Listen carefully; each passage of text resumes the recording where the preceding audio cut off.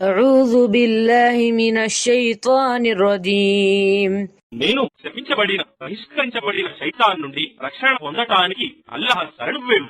فلما جاء آل لوط المرسلون తరువాత ఆ దేవదూతలు లూతింటి వారి వద్దకు వచ్చినప్పుడు قال إنكم قوم منكرون లూత్ అన్నాడు, నిశ్చయంగా మీరు నాకు పరాయి వారిగా కనిపిస్తున్నారు.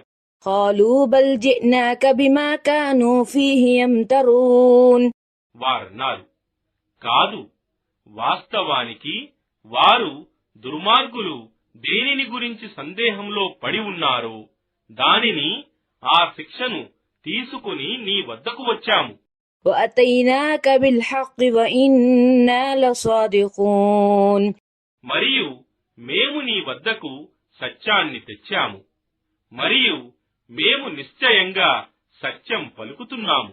فأسر بأهلك بقطع من الليل واتبع أدبارهم ولا يلتفت منكم أحد وامضوا حيث تؤمرون కావున నీవు కొంత రాత్రి మిగిలి ఉండగానే నీ ఇంటి వారిని తీసుకుని బయలుదేరు.